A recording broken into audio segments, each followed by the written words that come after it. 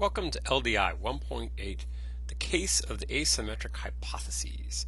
This shows up on page 28 of the textbook.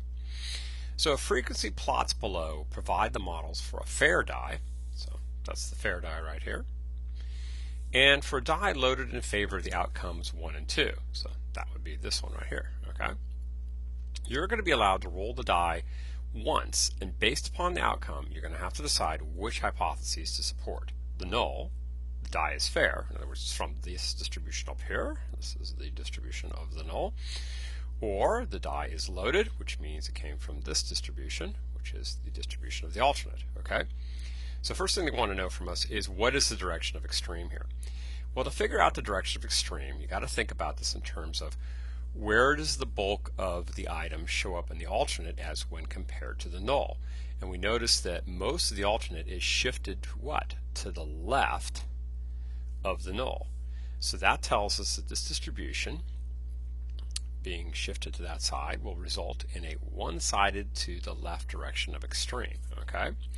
So again, just to remind you, is that the alternate hypothesis always drives the direction of extreme, okay? Alright, so they want us to use the rejection rule. We're going to reject the null if a 2 or more extreme is rolled, okay? And then using that, they want us to calculate what alpha is, what beta is, and what the power of the test. So we'll do all that up over here actually on the graphs, okay?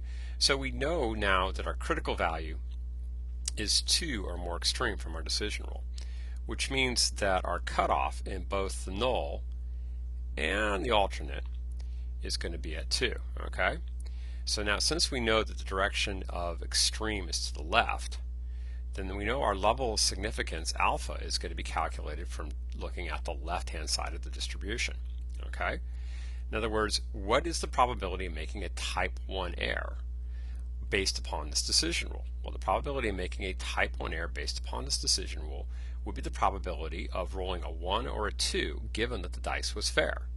So if we take a look here, what have we got? We've got 1, 2, 3, and so we've got what, 18 of these x's all together. And it appears that we've got what, 6/18 is equal to alpha.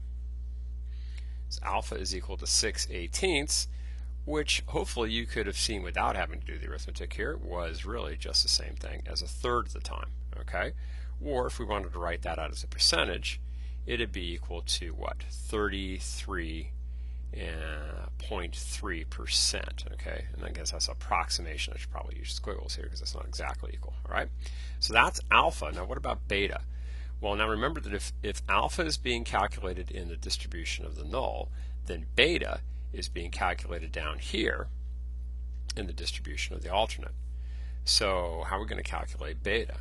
Well, let's see. Beta is the probability of making type 2 error. That is, rejecting the alternate hypothesis when in fact it was true. So what are the chances of us rejecting that it is a loaded die when in fact it really is? Well, if we have the loaded die and we roll it, the chances of getting a 3, 4, 5, or 6 would be 1, 2, 3, 4, 5, 6, 7, 8. So that's going to be equal to 8 out of 18 chances, or you could rewrite that as what? 4/19, right? Does that make sense? 2 goes into each of those. 4/9, excuse me, I said 4/19, I meant 4/9. Okay, and I'll let you get the calculator out and turn that into a percentage. Okay, so we're going to go ahead and calculate the power of the test, which is 1 minus beta. 1 minus beta is going to be equal to 1 minus 4/9, which is going to be equal to 5/9, okay?